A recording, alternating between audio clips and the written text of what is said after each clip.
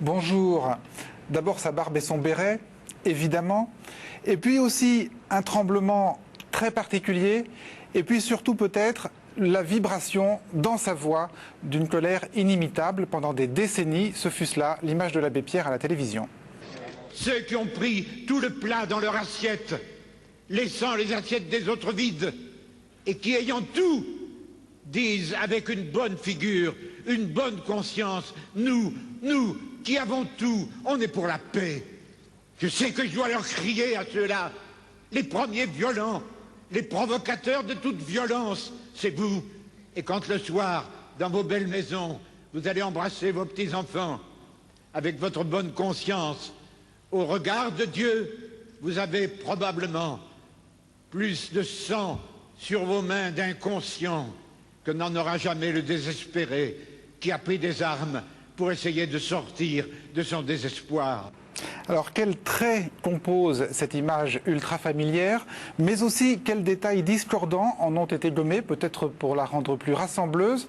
Ce sera le sujet de cette émission avec deux invités. Daniel Dayan, vous êtes anthropologue des médias. Vous avez notamment travaillé sur la télévision cérémonielle. Et avec vous, nous nous attarderons, nous nous pencherons à la loupe sur l'image de l'abbé Pierre, sur son image sur nos petits écrans. Bernard Violet, vous, au contraire, nous parlerons de l'homme derrière l'image, vous l'avez bien connu puisque vous avez même été son biographe dans une biographie qui est sortie il y a 3 ans, c'était en 2004. Mais on va commencer avec vous, David Abiquière, sur un tout autre sujet qui nous montre qu'une image peut varier, peut être reçue différemment selon les supports sur lesquels elle est regardée. Oui, démonstration par l'exemple avec Ségolène Royal et ses prises de position sur la souveraineté du Québec. C'était mardi soir sur TF1 et sur TF1 on nous expliquait que ces positions avaient fait le tour d'Internet et avaient régalé les internautes, images à l'appui. La nouvelle phrase qui fâche circule bien sûr sur Internet.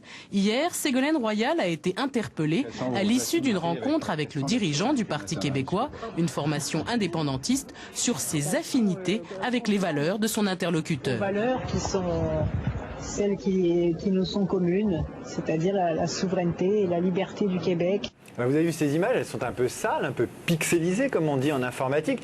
Vous avez vu le son métallique de la voix de Ségolène Royal. Alors c'est vendu comme des images internet, mais c'est des images de télé puisque vous voyez l'incrustation télé sur l'image qui est une incrustation de la télé du Québec. Alors évidemment, il y a une charge émotive dans les images d'internet maintenant, surtout depuis qu'on a mis Ségolène Royal en difficulté avec des images d'internet. C'était pendant la campagne des primaires au PS, on lui avait ressorti une vidéo où elle parlait des enseignants. Alors on va revoir d'autres images de Ségolène sur France 2 où elle dit à peu près la même chose, mais les images sont totalement différentes. Face à Ségolène Royal, hier, le leader souverainiste québécois André Boisclair. À la fin de l'entretien, le journaliste de la télévision canadienne l'interpelle. Quelles sont vos affinités avec la question de la souveraineté nationale du Québec? Elles sont conformes aux valeurs qui sont celles qui nous sont communes, c'est-à-dire la souveraineté et la liberté du Québec. Alors Maya, vous préférez lesquelles? Je préfère celle d'Internet, bien sûr. C'est les mêmes, c'est justement les mêmes, sauf qu'à la différence de TF1, France 2 a juste demandé la cassette à la télé canadienne pour illustrer son sujet. Alors ça donne quand même un traitement différent, parce qu'en jouant la mise en scène et Internet, TF1 accable encore plus, je dirais, ou accable tout court Ségolène Royal, puisque elle amplifie ce que les uns diront, ce que les uns diront que c'est. Alors oui, je pense que vous êtes parti dans une vraie gaffe. Ça l'accable encore plus parce que ça amplifie la sortie diplomatique et scandaleuse. Et d'un autre côté, ça normalise avec le traitement de France 2. Et évidemment, vous êtes souverain pour déterminer quelles sont les images les plus impactantes. Merci. Maya Neskovic, quelques non-dits, enfin un gros non-dit dans le traitement par TF1 de la renonciation par Nicolas Hulot, animateur de TF1, à se présenter à la présidentielle. Oui, c'était une autre triste nouvelle cette semaine. Nicolas Hulot renonce finalement à se présenter à l'élection présidentielle et il s'en expliquait sur le plateau de TF1.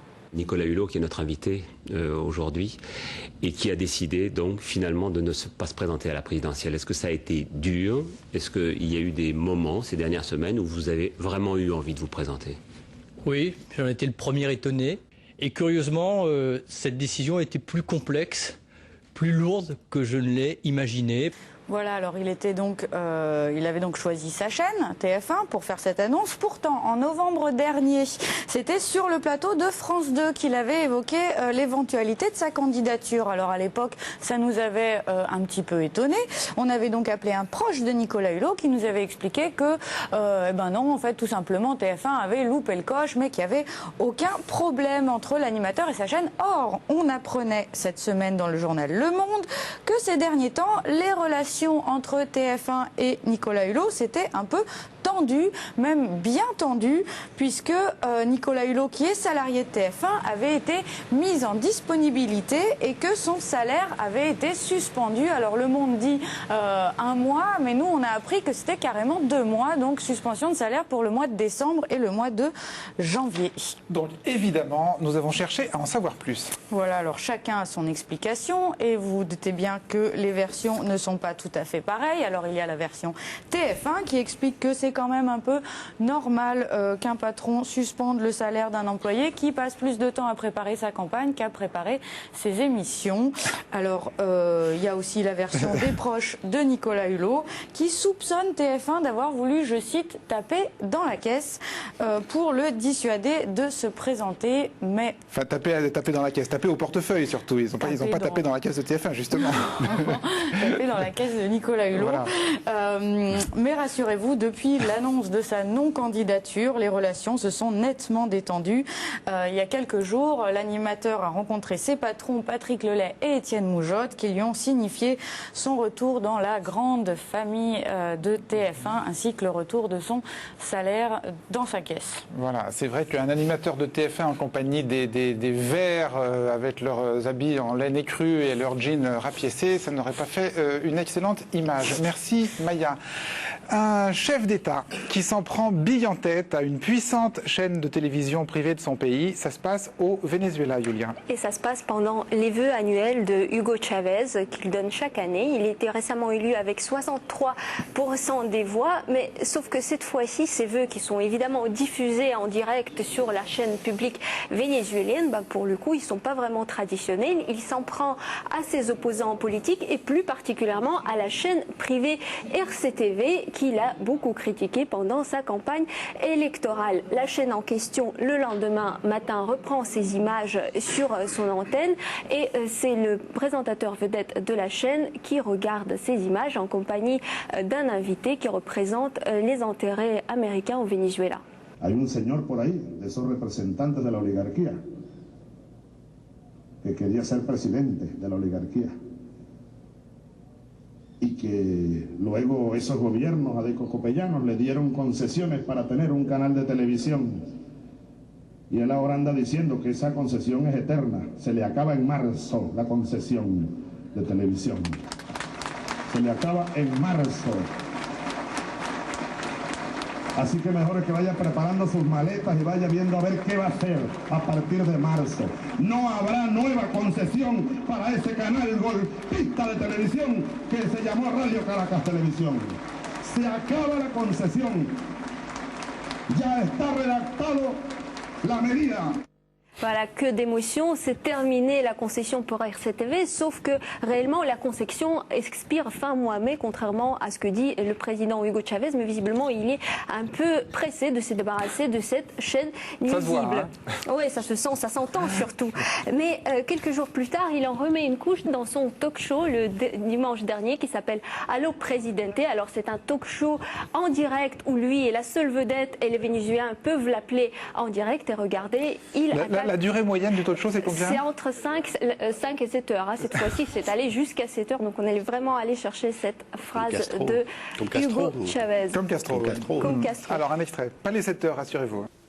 Oye, es que ¿cuántos días le quedan a RCTV? Jesse, hay que adelantar rápido el modo. No. Febrero, marzo, abril, mayo. 4 meses. Mientras tanto que digan lo que quieran, ellos son libres. Y hasta me insultan y me llaman el tirano. No me importa. No me importa, digan lo que digan. Pero ese canal se acabó. Acabó. Vamos a hacer un nuevo canal, pues. Voilà, c'est presque aussi fort que du François Bayrou. Hein. Alors, est-ce que cette chaîne qui est menacée, RCTV, se défend sur son antenne? Alors, RCTV a évidemment dénoncé les attaques du président sur son antenne lors du JT, mais bizarrement, le PDG, le directeur général de cette chaîne, qui est Marcel Granier, va plutôt chez une autre chaîne privée qui s'appelle Globovision pour défendre ses couleurs. Mais la défense de cette chaîne tourne des fois vraiment à l'anecdote, comme dans ce reportage où les journalistes sont penchés sur le devenir et le sort des petits commerçants qui se trouvent à proximité du siège de la chaîne. L'inquiétude provoquée par la décision du gouvernement ne se ressent pas seulement chez les salariés de la chaîne RCTV, mais aussi chez ceux qui, depuis des années, offrent à son personnel leurs services et leurs produits. On travaillerait peu. Et ceux qui travaillent ici pourraient même perdre leur travail. Les commerçants proches de la chaîne ont peur de perdre leur meilleure clientèle. 50% de nos clients viennent de RCTV.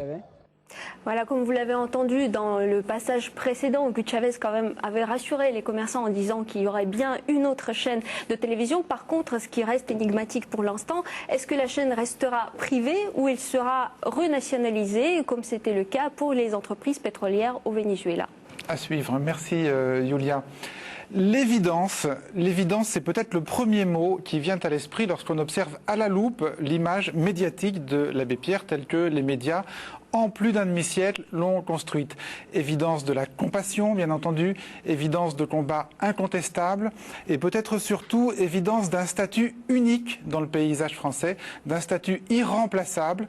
Et cette unicité, Perrine Dutreil, c'est peut-être la première chose que les journaux télévisés ont voulu montrer le jour de la mort de l'abbé Pierre. Oui, vous l'aurez remarqué, généralement il y a un rituel dans les JT, un rituel immuable. Il y a le générique, il y a les titres dits par le présentateur, puis le présentateur qui commence son journal. Eh bien, lundi, jour de la mort de l'abbé Pierre, c'était un événement tellement exceptionnel que les chaînes ont choisi de briser ce rituel immuable.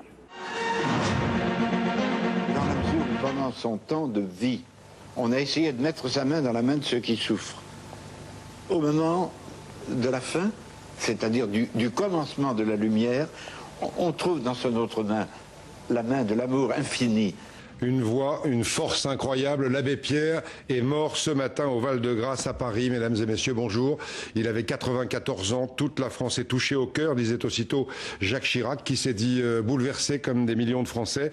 Bien sûr, une édition spéciale avec toutes ces images, ces photos que nous verrons pendant 40 minutes. Mes amis, au secours. Une femme vient de mourir gelée. C'est froid. Et nous avons chaud. Mais pendant ce temps, toutes les nuits, il y a des hommes et des femmes, des petits-enfants, qui en plein Paris sont étendus dans la neige sur le trottoir. Une grande partie de ce journal sera consacrée bien sûr à un hommage à l'abbé Pierre, qui nous a quittés ce matin à l'âge de 94 ans.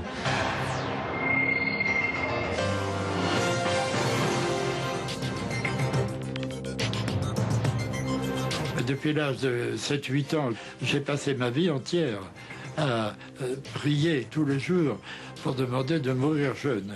Bonsoir à tous. Dans l'actualité que nous vous présentons tous les soirs, il y a des hommages de circonstances et il y a les autres. Depuis ce matin, c'est une émotion et un respect profond qu'on sent monter de tout le pays. Alors, quelle a été votre impression dominante? Qu'est-ce qui vous a le plus frappé en regardant toutes ces images extrêmement nombreuses, mais qui finalement peut-être se rejoignent un peu toutes, non?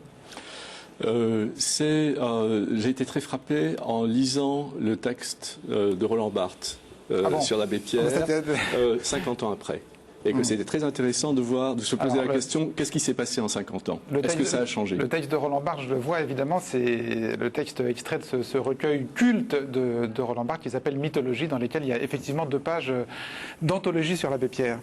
Et dans ces deux pages fameuses, Barthes essaye de montrer que, comme tout personnage, l'abbé Pierre sait créer, il sait fabriquer une image. Et Barthes insiste beaucoup sur un thème qui est un de ses thèmes favoris, c'est qu'il n'y a pas une immense limite il n'y a pas une limite infranchissable entre ce qu'on appelle la réalité, c'est-à-dire la construction de soi que l'on fait dans la réalité quotidienne, et la fiction. Et que d'une certaine façon, ce qui est très clair pour Barthes, c'est que l'abbé Pierre est, dès le départ, un personnage de fiction et qu'il a créé cette fiction. Bernard Violet, même question. Quelle a été votre impression dominante en regardant, parce que j'imagine que vous les avez regardés à la loupe Pas trop, parce que j'étais partie prenante. Oui, vous étiez dedans, hein, vous avez été invité dans beaucoup d'émissions. Ouais. Donc, mais, votre analyse est tout à fait juste, votre présentation est tout à fait juste. Oui, c'était les mêmes extraits de discours, les mêmes images, les mêmes... Et puis consensuels, quoi. Bon, pas question d'évoquer des sujets qui pouvaient fâcher. Je l'ai eu moins à la télévision, encore quoi que quand sur la résistance, j'ai cru malin en disant attention, non, il n'a pas été arrêté à la première heure. J'ai vu les yeux des journalistes sur le plateau que je trouvais ouvrir comme ça. Oh là là, où va encore ce troublion de violet, ouais. Alors, la deuxième chose que les journaux télévisés avaient envie de nous montrer, c'est l'unanimité de l'affliction après la mort de l'abbé Pierre. Oui, l'émotion était extrêmement vive, nous disaient tout à l'heure les journalistes. Et de fait, lundi dernier, dans toutes les émissions, tout le monde y allait de sa petite phrase sur l'abbé Pierre. Ça allait de la classe politique unanime aux personnalités du showbiz qui avaient toutes rencontré une fois dans leur vie l'abbé Pierre. Sans oublier ce que les JT adorent appeler les anonymes, venus en l'occurrence se recueillir devant le Val-de-Grâce. Il était absolument exceptionnel. Il n'a fait que du bien pendant tout son passage sur cette planète. Il a changé ma vie parce qu'il a appris à m'ouvrir les yeux, à m'apprendre à ne pas avoir peur, d'ouvrir les yeux sur la misère, sur la pauvreté. Il avait dans le regard une lueur espiègle. En fait, c'est Emmaüs qui m'a ramassé dans la rue et l'orchidée, s'il n'avait pas été là, je pense que Machou parlerait pas, quoi. Je sais pas ce qu'on va devenir sans lui. Ah ouais, là, vous mettez un coup, là. L'abbé Pierre est mort ce matin. Et ça secoue la population. C'était quelqu'un qui, je dirais, qui mériterait d'être peut-être pas canonisé. Moi, je n'y connais rien, si vous voulez, dans la religion, pas plus que ça. On est tellement seul. Il vient de mourir, on est orphelin, quoi. Pour moi, c'est un deuxième papa, parce que en tant que SDF, si je suis habillé comme ça, c'est grâce à Emmaüs. Il est un peu tard, mais on va prendre 5 minutes de votre temps aux uns aux autres. On va terminer, si vous le voulez bien, en rendant hommage à notre façon à l'abbé Pierre. En octobre 2005, j'avais eu la chance d'aller le rencontrer chez lui. Je trouve ça assez hypocrite aujourd'hui de faire comme si le combat de l'abbé Pierre avait été pris en compte. Il n'a pas été pris en compte. Un homme qui ne parle pas pour ne rien faire depuis si longtemps a droit à toute mon estime. Bien et puis, sûr. voilà, je me rends bien compte des limites du truc. Et l'abbé, si tu nous entends, change rien, passe le bonjour à Tupac et Coluche. Merci Jamel. Alors, cette unanimité, les anonymes, les politiques, le show business, tout le monde? Oui, je crois que ça fait partie d'abord de la rhétorique de ce genre d'événement. C'est-à-dire que ce genre d'événement appelle l'unanimité et ce genre d'événement appelle une unanimité qui est déclinée. Il s'agit non seulement de marquer l'unanimité, mais de marquer la diversité à l'intérieur de l'unanimité. Donc on va faire une sorte de casting où l'on va voir toutes les catégories sociales représentées les unes après les autres. Et ne pas participer de cette unanimité, c'est dans des situations pareilles, c'est d'une certaine façon se retrancher de la communauté des hommes. Si vous n'êtes pas unanime, c'est que vous n'êtes pas tout à fait humain. Est-ce qu'il avait envie, vous qui l'avez connu pour faire sa biographie, est-ce qu'il avait cette envie, lui, de faire l'unanimité? Est-ce que c'était un souci? C'est l'obsession, c'était l'obsession. L'unanimité, c'est-à-dire de tout le monde, des gouvernants, du peuple, des mal logés, des chômeurs, des SDF, de tout le monde. Évidemment, oui, bien sûr. Il y avait un soupçon d'orgueil chez le personnage. Je l'avais dit d'ailleurs, il prenait assez mal quand je lui disais ça. Mais oui, bien sûr. Et puis également, contrairement à ce qu'il disait, il n'a jamais dédaigné toutes les récompenses honorifiques et autres décorations. Bon, moi j'ai trouvé ça terriblement pompeux ce matin. Enfin, ces jours-ci. Non, c'était ce matin. Non, nous, alors là, on est transparents. On enregistre vendredi après-midi, donc c'était ce matin. À Notre-Dame, parce que bon, on parlait sans arrêt d'humilité, puis l'image que l'on nous impose, c'est un cercueil avec le grand croix de la Légion d'honneur. Mais pas seulement. Regardez Bernard Violet, elle est extrêmement composée cette image, puisqu'il y a effectivement la grande croix de la Légion d'honneur, mais il y a aussi, je ne sais pas comment dire, sa cape ou sa pèlerine. mélange oui, subtil. Voilà. Il paraît que, les funérailles ont été réglées au millimètre par lui, puisque c'est lui qui a exigé ce mélange. Il a voulu que les derniers soient premiers et que les premiers soient mélangés au milieu des derniers. Et alors, j'ai appris aujourd'hui, on m'a dit que son testament faisait 100 pages.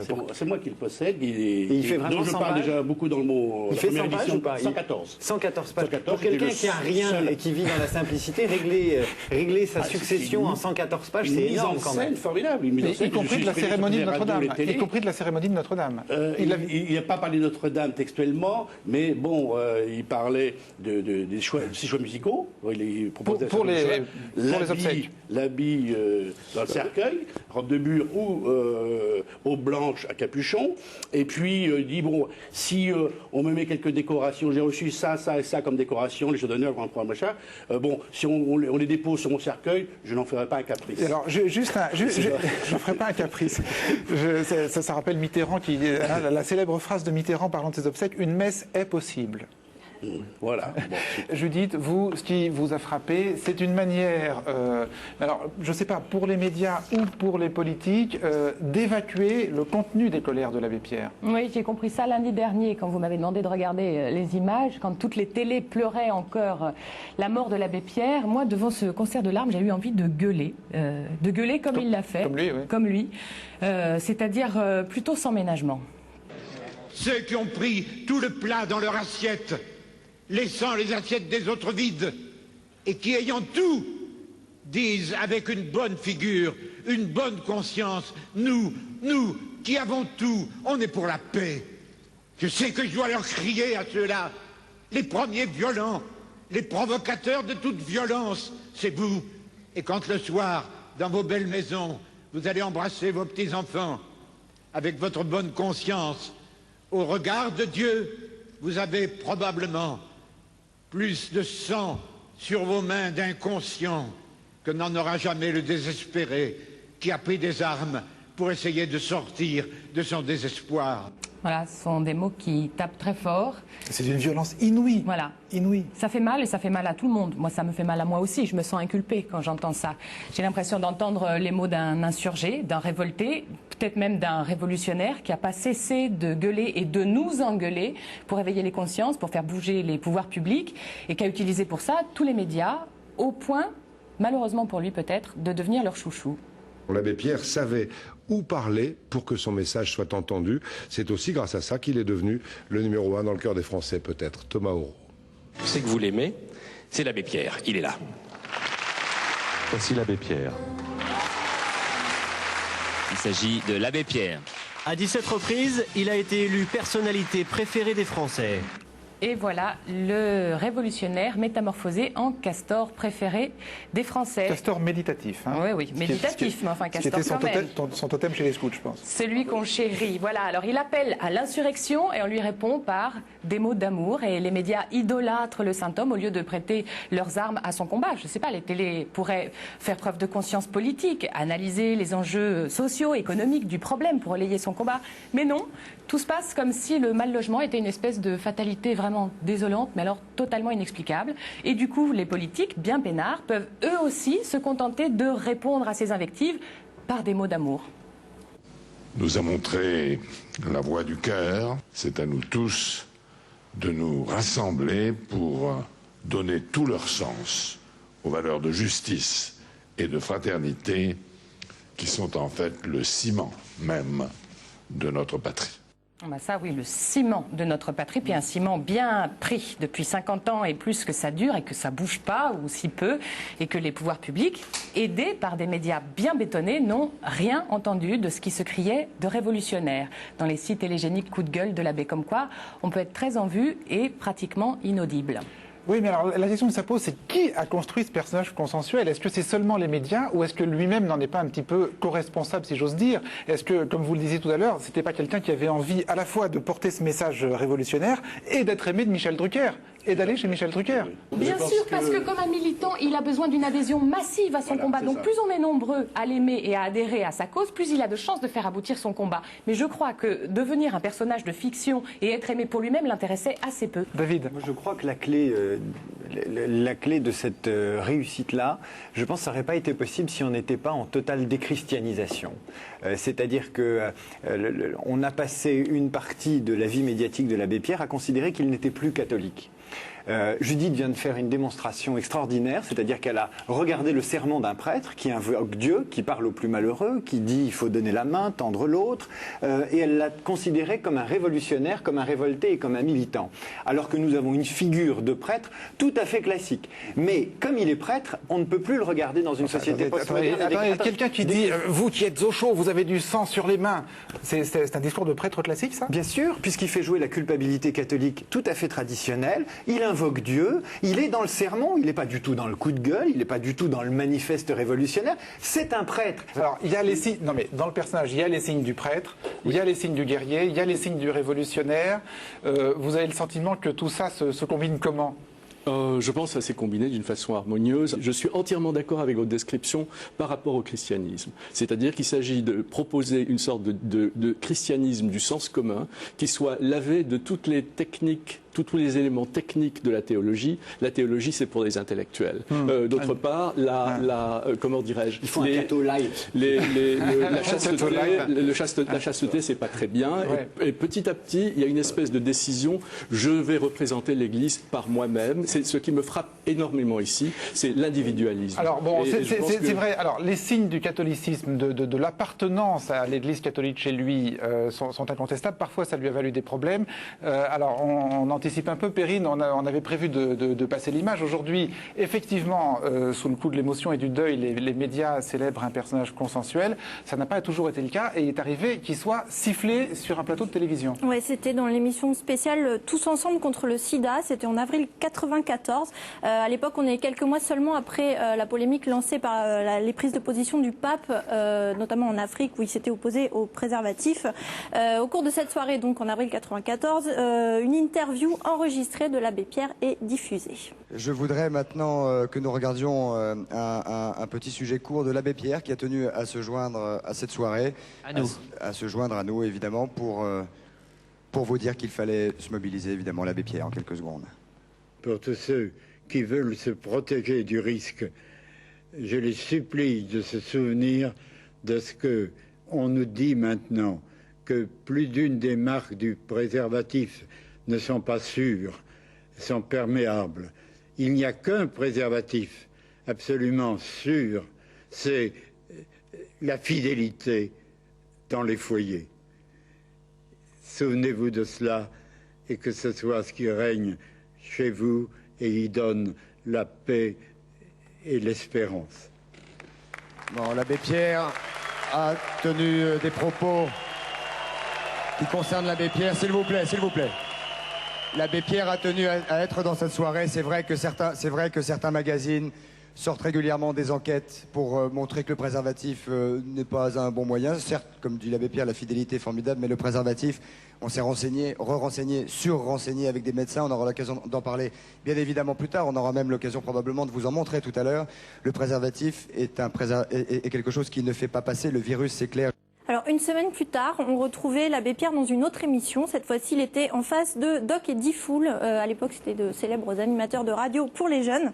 Et là, écoutez bien, son discours a changé. Si tu refuses le préservatif au moment où tu vas vers n'importe qui et que tu risques de rapporter la maladie à ton épouse, tu es un salaud. On aimerait que le pape dise ça. Parce que... Le pape n'est qu'un homme, comme vous, comme moi. Bon, vous disiez tout à l'heure, il avait quand même le souci de plaire à tout le monde. Mais là, on voit bien que c'est pas possible. On peut pas plaire à la fois au pape et à ses évêques et à De Chavannes. C'est toute ambiguïté personnelle, évidemment, cheval sur deux. Oui, mais alors, ces prises de position étaient dictées par quoi? Étaient dictées quand même par sa sincérité ou ses convictions? De rester en permanence une autorité morale. Et là, effectivement, il a loupé le coche, voire universel. Il a loupé le coche, effectivement, à propos du préservatif. Il n'a pas compris les échos de l'extérieur venant des jeunes et il n'avait pas bien capté. Bon, il s'est vite repris, effectivement, ce qui montre qu'effectivement, il connaissait très bien comment utiliser les médias. Bon, et c'est dans ce sens-là qu'il n'est pas du tout un révolutionnaire à travers même ses discours. Je pense qu'il s'est toujours présenté, il a toujours agi comme un réformateur. Il n'a jamais remis en cause fondamentalement les institutions, qu'elles soient politiques et sa propre maison, l'Église. Bon, il n'a jamais attaqué frontalement l'Église. Il a même eu des comportements pas forcément très courageux. Au moment de l'hiver 54, par exemple, on liquide le mouvement ouvrier. Bon, l'abbé Pierre... On liquide le mouvement ouvrier, qu'est-ce que vous voulez dire? Le mouvement des prêtres ouvriers, pardon, le mouvement des prêtres ouvriers, autant pour moi. Des prêtres ouvriers. Qui avait pris de l'ampleur depuis quelques années. Lui qui commençait à être entendu, qui avait accès aux médias facilement, n'a pas moufté. Bon, il a récupéré effectivement 2 ou 3 prêtres au chômage. Et alors, quand vous lui faisiez remarquer ça, qu'est-ce qu'il répondait? Il ne pouvait pas tout faire. Voilà, il devenait humble et en disant bon, il ne peut pas tout faire, etc., etc. Bon, et idem, toujours à propos des vers 54. Il appelait à l'insurrection, il engueulait les riches, il insultait les riches en disant il demandait des réquisitions d'appartements. Il n'a jamais demandé la réquisition des presbytères qui étaient vides à pas mal d'époques. Bon, donc de l'ambiguïté des personnages, être à la fois un électron libre au sein de l'Église, mais jamais remettre fondamentalement l'institution en cause, qu'elle soit donc l'Église ou même les politiques, dans ce sens-là. Mais en même temps, très habilement, il a toujours su jouer justement ce qui a fait sa force sur plusieurs registres. Bon, le caritatif effectivement, mais aussi l'économique, le médiatique, le national et l'international. Bon, et ça, il était très fort dans ce sens-là. Quand on vous entend parler comme ça, on entend bien, puis nos téléspectateurs, je pense, vont l'entendre, que vous n'êtes pas à l'unisson de la tonalité générale qui règne sur les ondes depuis lundi dernier. Je crois que vous avez participé à un certain nombre d'émissions et que vous aviez été contacté pour commenter ces obsèques sur France 2. Oui, là aujourd'hui, effectivement. Et puis on m'a décommandé hier, effectivement. Voilà. En m'en donnant une explication un peu foireuse, qui est passée de place sur le plateau, enfin bon, sur 3 heures de machin. Bon, j'ai l'impression qu'il n'ait pas envie de trublions ou de biographes un peu critiques, respectueux mais critiques. Mais ce qui est amusant dans le passage avec De Chavannes et sur le plateau TV, c'est que on va sortir l'abbé Pierre, on voudrait qu'il soit comme on voudrait qu'il soit, avec la vision idyllique, c'est-à-dire on voudrait un abbé Pierre qui dise il faut mettre un préservatif, les enfants. Mais il le dit après d'ailleurs, il le dit après parce qu'il est dans un processus d'adaptation pour devenir protéiforme et passer sur tous les plateaux télé. Mais ce qui est remarquable, c'est quand le prêtre catholique arrive avec sa réalité qui explose sur un plateau de télévision qui est conformé de politiquement correct et lui dit ben non, on est catholique et donc on est pour le préservatif. Enfin, en tout cas lui, avec la façon dont il vit. Et ça explose à la tête de Chavannes, c'est remarquable. Ce qui me frappe aussi, c'est que lorsqu'il rejette le préservatif, il ne rejette pas sur des bases qui renvoient à une quelconque déontologie ou à une quelconque théologie. Il dit c'est pas solide, c'est pas solide, ça peut se fissurer, il peut se passer des choses. Donc il s'agit d'un argument strictement pragmatique. Donc il y a une sorte de coïncidence par la pragmatique qui va faire que d'une certaine façon, il va néanmoins faire passer le message de l'Église, mais il le fait passer pour toutes les mauvaises raisons du point de vue de l'Église. Mais moi, il y a une idée qui me vient en vous écoutant tous parler. J'ai l'impression que de tout ce qu'on dit sur ce plateau se dégage l'impression que l'abbé Pierre, dans ses interventions, n'était pas sincère. Et ça, c'est un véritable choc, parce qu'une des composantes de son personnage, c'est la sincérité de ses coups de gueule. Il est tout à fait sincère, avec la force qu'a très bien décrit la chroniqueuse, lorsqu'il parlait sur le sujet qui était son fonds de commerce, voilà, le logement. Il essayait d'évoquer sur l'évolution des mœurs, c'était pas aussi évident. Je pense qu'il est sincère tout le temps, même quand il parle du côté praticable du préservatif. C'est la captation d'héritage qui est toujours difficile à interpréter, elle est toujours politique. Dans le festival d'hommages qu'on a vu tout à l'heure, notamment parmi les people ou les personnes importantes ou les politiques, il fallait voir les politiques, chacun rendre hommage à l'abbé Pierre à la façon dont il y a intérêt. Nicolas Sarkozy a évoqué la très grande piété de cet homme, Ségolène Royal l'a beaucoup contextualisé, Bernard Kouchner a dit, moi je l'ai beaucoup connu, il a évoqué l'abbé Pierre humanitaire. C'est un peu comme les hommages au temps des soviétiques, on rend un hommage avec des arrière dire pensée politique. Parce qu'ils les emmerdaient tous, alors il y a quand même eu du sacré part d'hypocrisie. Mais comment il en parlait des politiques? Je veux dire, est-ce qu'il était dupe des courbettes et des embrassades que lui prodiguaient les politiques? Qu'est-ce qu'il disait? Il le connaissait bien, puisqu'il avait été lui-même en politique. Comment il en parlait? Il avait été député, oui. Comment il en parlait? Qu'est-ce qu'il disait? C'était un rebelle respectueux, si vous voulez. Bon, il savait que ces hommes-là étaient des hommes de pouvoir, qu'il fallait faire avec. Bon, donc, il était pareil, il n'attaquait jamais de façon frontale. Bon, il était très pragmatique. Il est là, bon, c'est lui qui est au pouvoir, bon, allons-y. Puis, bon, essayons un peu de séduction, et puis, faire avancer le schmilblick. Bon, effectivement, mais c'était très lent, très long, mais bon, il avait un peu un mépris, parce que je lui ai posé la question sur les hommes politiques qui pour lui, pourrait être un modèle, etc. Bon, il y a eu deux, Monnet, Jean Monnet, voilà, père fondateur de l'Europe, et puis Mendès France. Voilà, pour lui, c'était les seuls personnages qui respectaient. Qui avait droit à son estime. Ouais. Alors, dans les récits qui ont été faits ces jours-ci de sa vie, et où ne figurent que des épisodes à juste titre louables et remarquables, il y a une fausse note, Perrine, qui n'a pas été occultée par les médias, et qui a même été rappelée dans tous les récits biographiques. Oui, un épisode fâcheux, celui du soutien de l'abbé Pierre en 1996 à un fidèle ami, Roger Garaudy, accusé à l'époque de négationnisme. Alors, toutes les rétrospectives consacrées cette semaine à l'abbé Pierre en font le dérapage d'une vie par ailleurs exemplaire. En 1996, c'est le faux pas. L'abbé Pierre défend un ami, Roger Garaudy, ancien communiste, converti à l'islam, auteur d'un livre aux thèses révisionnistes. Écrivain contestataire avéré, dans son dernier livre, il assimile le massacre des Juifs pendant la Seconde Guerre mondiale à un simple pogrom, refuse la notion de génocide. La réprobation est unanime. L'abbé est exclu de la LICRA, dont il était membre d'honneur depuis 25 ans. Désapprouvé par Emmaüs, il demande pardon à ceux qu'il a blessés et s'exile dans un couvent italien brisé. Je réexprime ma confiance à l'homme, mais je ne soutiens aucune de ses idées, puisque je dis que je ne les ai pas lues. J'ai l'espérance que si on lui démontre, là, sur ça, tu te trompes, il dira, je me suis trompé. J'espère. On ne peut trouver ni une parole, ni un écrit de moi dans lequel j'ai dit que je soutenais une quelconque des pensées qui sont dans le livre, je ne l'ai pas lu. C'est ma faute, je suis coupable, mais je suis un vieux. Alors, vous disiez tout à l'heure, dès qu'il sortait du champ, qui était son champ, celui des pauvres et des mal logés, ça devenait beau. Il se plantait. Il se plantait. Allez, moi, je l'aurais pas dit comme ça, mais il se plantait.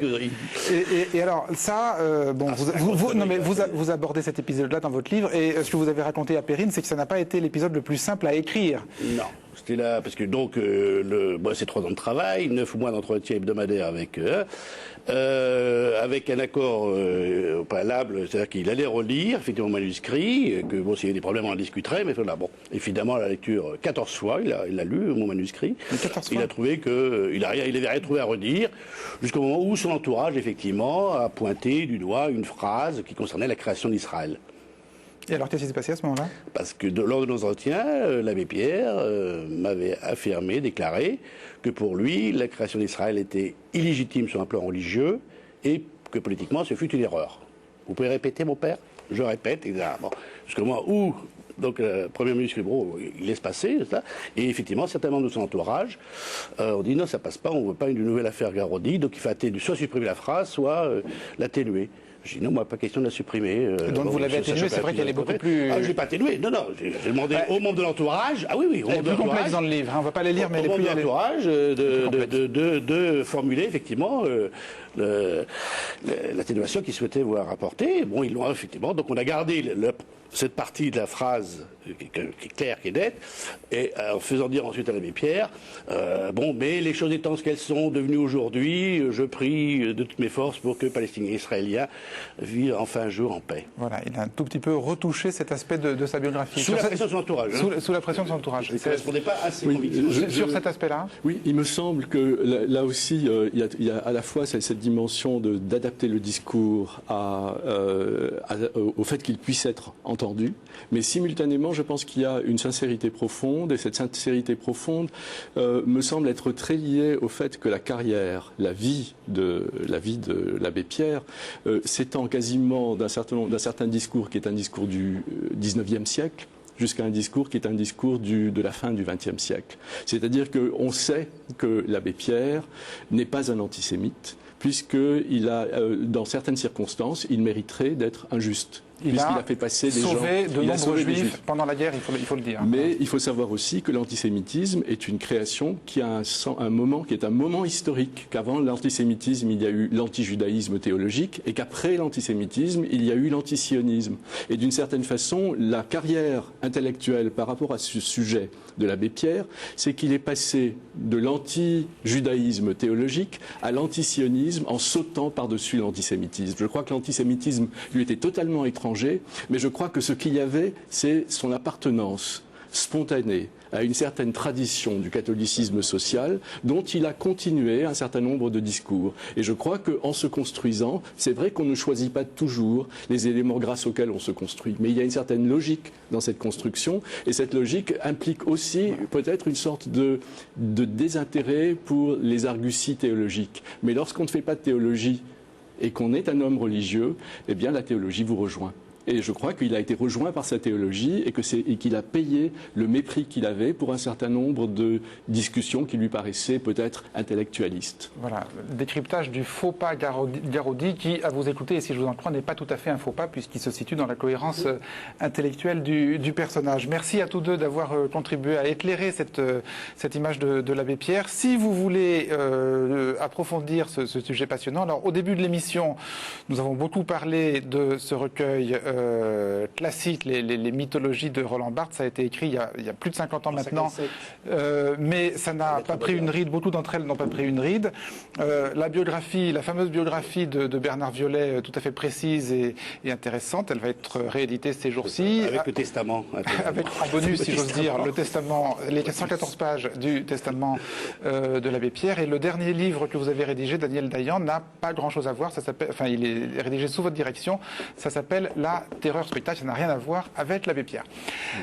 Chloé Delhomme, vous revenez pour reprendre les bonnes habitudes, nous faire part des réactions des internautes du forum d'arrêt sur image. Tout à fait. Et là, je vais revenir sur la dernière émission parce qu'en fait, sur le mois passé, c'est elle qui a provoqué le plus de réactions de téléspectateurs et pas que sur le forum puisque l'émission a reçu une 40aine de mails de gens pas contents du tout.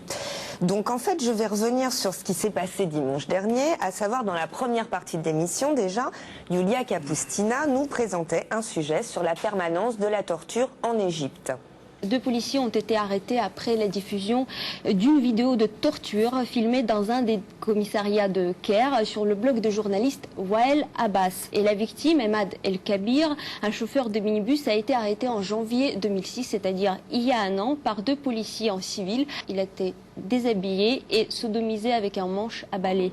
Ces images, nous les avons vues en entier. On a choisi de ne pas diffuser certains morceaux très très violents, mais l'extrait reste quand même très choquant. En fait, l'extrait en question qui suivait durait 6 secondes. La page internet qu'on voit derrière Yulia était en plein écran et donc on voyait dans la vidéo un gros plan sur le visage de la victime en train d'hurler. Pendant qu'on entendait parallèlement aussi les cris des policiers, il y avait 2 sous-titres, espèce de chien et enfonce-le. Donc ces images d'illustration ont immédiatement provoqué beaucoup de réactions. Je vais vous en citer certaines. Je suis vraiment choquée de la violence de ces images à 1 heure de grande écoute. Je les ai trouvées sordides, à la limite du voyeurisme, et les explications de la journaliste nous auraient d'ailleurs bien suffi. Ou encore votre sujet relatif à la torture dans un commissariat égyptien, outre l'idée insoutenable que cela peut évoquer d'emblée, ne nécessitait pas, à mon sens, de joindre l'image à la parole. Je suis révoltée au point d'en avoir encore la nausée, tant la mise en garde de votre journaliste n'était en aucun cas adaptée à ce qui allait suivre. Des téléspectateurs fidèles ont également été surpris. Il n'y a pas eu d'avertissement classique, éloignez vos enfants et les personnes sensibles du poste. Et il note quelque chose, à savoir, je me souviens d'un arrêt sur image sur l'émission de Jackass. Daniel Schneiderman avait été trop prudent en floutant certaines images sensibles de l'émission afin de protéger le jeune public. Une séquence de torture, c'est donc moins choquant qu'une cascade chez Jackass. Donc en fait, j'ai demandé à ce que Yulia puisse répondre aussi en vrai. Donc est-ce que vous étiez conscient, l'un comme l'autre, que les images pouvaient à ce point choquer? Et est-ce que vous avez eu la sensation, l'un comme l'autre toujours, que le téléspectateur avait été mis en garde assez clairement? Je vais d'abord répondre, puis ensuite Yulia complétera. Bien sûr qu'on était conscient. Et non seulement on était conscient, mais ça a même fait l'objet d'un vif et long débat dans l'équipe d'arrêt sur image. Je m'en souviens très bien, par exemple, Perrine était très choquée par les images et ne souhaitait pas qu'on les montre du tout. Michael Richard, notre rédacteur en chef, lui, trouvait qu'il fallait les montrer. Bon, c'est l'éternel débat, c'est-à-dire que il faut informer nos téléspectateurs. Voilà, on leur dit, il y a des images qui ont circulé sur Internet et elles sont tellement violentes et tellement insoutenables que pour la première fois, des policiers égyptiens ont été poursuivis pour torture. Il faut bien que nos téléspectateurs puissent se rendre compte de ce que sont ces images et de ce qu'est la violence de ces images. Alors qu'est-ce qu'on fait? Eh bien, je dirais, on mesure à la seconde près. On mesure presque à l'image près, au dixième de seconde près, en essayant de faire le partage entre ce qui est nécessaire à l'information des téléspectateurs, ce qu'ils ont besoin de voir pour pouvoir se rendre compte, et le moment à partir duquel on bascule dans autre chose. Mais là, ce que vous leur avez montré, c'est un visage crispé de quelqu'un en train de souffrir, puisqu'effectivement, il y a donc sodomie avec mon chabalet. Ça a été cité avant, effectivement, mais est-ce que vous pensez vraiment que cet impact était archi nécessaire par rapport à l'information elle-même? Finalement, on ne voit pas de policiers, on ne se rend pas compte particulièrement que c'est en Égypte ou pas. Enfin, vous voyez ce que je veux dire. Ça reste de l'illustration pure. Après, Julia Moi, je crois que c'était indispensable à la chronique. C'était totalement indispensable de montrer aussi cette horreur, plus de l'entendre presque que de la voir. Parce que c'était la chronique et que voir pour compter, c'était vraiment c'était plus les hurlements, mais je crois qu'il ne faut pas se tromper de débat. Ce qui est important dans la chronique, c'est parler de la torture en Égypte et de la façon dont les policiers se sont retrouvés en prison. Parce que c'est grâce notamment au fait que cette image s'est retrouvée sur un blog et qu'elle a été médiatisée d'une certaine façon que les policiers se sont retrouvés en prison. Il risque aujourd'hui 10 ans de réclusion criminelle. Donc, je pense que c'est ça qui est important là-dedans. Comme ça a été important pour Abu Ghraib d'avoir les photos, comme vous vous souvenez, horribles, totalement abominables, mais grâce à ces photos, le débat, est-ce que tout est possible pour une cause sur le terrorisme, on continuait à persister et puis on a pu aussi voir les coupables, aussi bien qu'on a montré, je m'en souviens, il y a quelques mois, des images terribles sur la Tchétchénie, avec les Tchétchènes arrêtés, avec les sons aussi tout à fait abominables. Là-dessus, j'ai pas reçu beaucoup de plaintes. J'ai eu des personnes qui ont discuté. Le problème aussi, c'est sûr. Il y a deux choses. Il y a d'abord la banalisation de l'image, si vous voulez, les problèmes éthiques que vous devez vous poser, vous, en interne. Et il y a aussi cette histoire de présentation. C'est-à-dire que quand l'internaute dit éloigner les enfants du poste ou les interdictions de moins de 10 ans, je ne sais pas quand.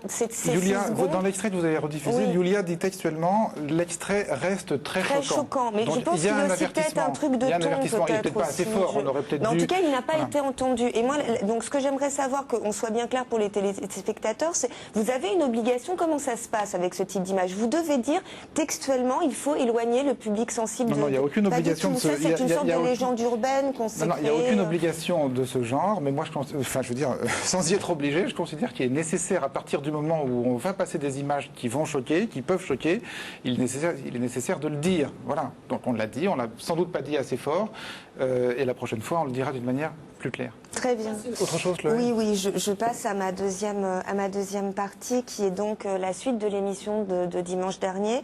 Le dossier était donc sur les alertes enlèvement. Ça s'appelait alerte enlèvement de fausses alertes, point d'interrogation. Et vous aviez invité Alain Boulet, président de l'association Aide des parents d'enfants victimes, Jean-Marie Huet, directeur des affaires criminelles et des grâces au ministère de la Justice, et maître Thierry Lévy, avocat, dont les propos et l'attitude ont dérangé les téléspectateurs. On va voir un extrait représentatif. Est-ce qu'on avait besoin de mettre en route cette énorme machine pour interpeller ce garçon qui est à moitié idiot et qui n'était peut-être même pas, et qui ne sera peut-être même pas poursuivi pour enlèvement, car juridiquement nous ne sommes pas sûrs d'être en présence d'un enlèvement. Sachant d'ailleurs que nous sommes en présence d'enfants qui ne sont pas, il y en a un qui a 11 ans, l'autre a 8 ans. Et qui ne sont pas quoi? Ce sont des enfants qui ont du discernement, qui ont la capacité de... Mais bien entendu, le juge pénal reconnaît qu'à 11 ans, on a du discernement.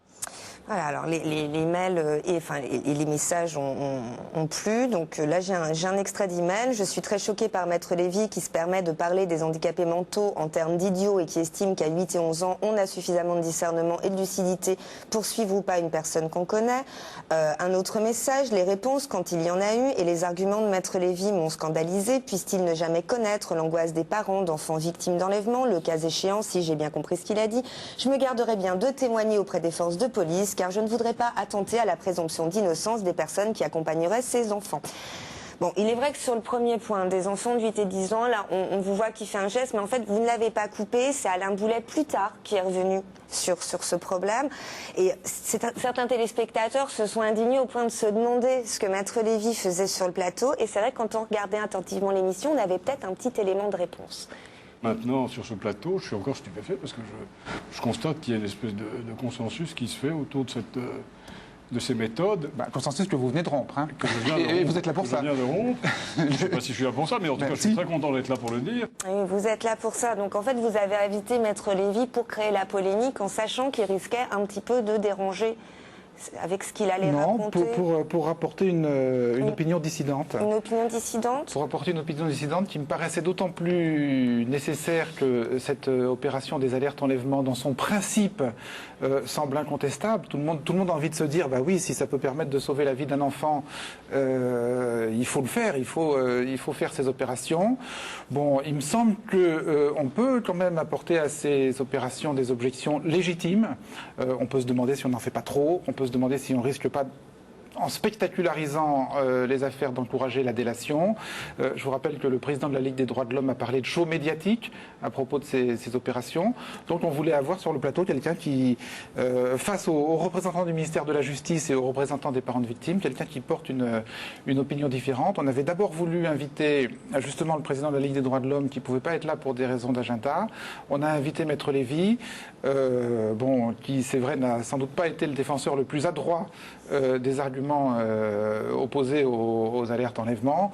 Pourquoi je ne l'ai pas interrompu sur les enfants de 8 à 11 ans? Parce que je me suis dit, tous les téléspectateurs connaissent dans leur entourage des enfants de 8 à 11 ans. Ils sont capables de se rendre compte tout seuls si ces enfants sont capables de discernement ou pas et de ne pas suivre un inconnu ou pas. Je n'ai pas besoin, moi, d'intervenir là-dedans. Et c'est vrai qu'après, quand il parle d'un ravisseur présumé en disant c'est un demi-idiot et que je suis sans réaction, je me reproche en voyant les images d'être sans réaction. Je me dis là, j'aurais quand même dû lui dire, enfin, on ne parle pas comme ça des gens, quoi. Voilà, il est bizarre. C'est le représentant d'un ordre ancien, c'est l'avocat à l'ancienne, donc tout son vocabulaire est à l'ancienne. Et paradoxalement, c'est un homme de liberté, puisqu'il était là pour défendre les libertés publiques.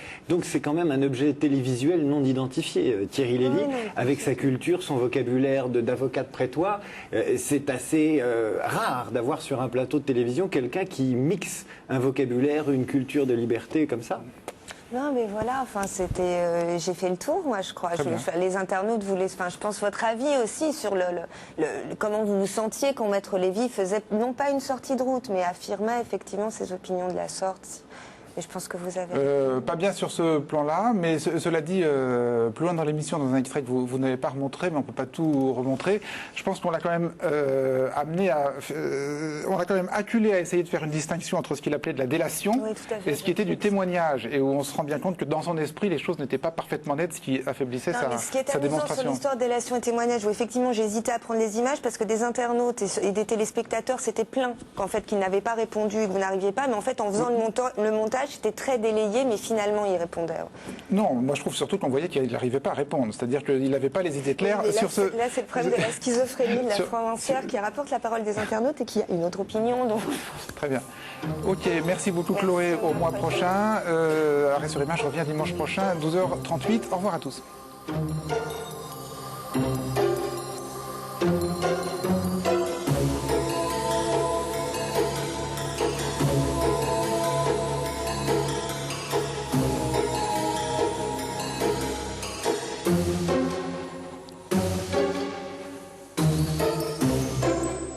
C'était Arrêt sur Image. Arrêt sur Image que vous pouvez pas plus tard que dans 1 heure voir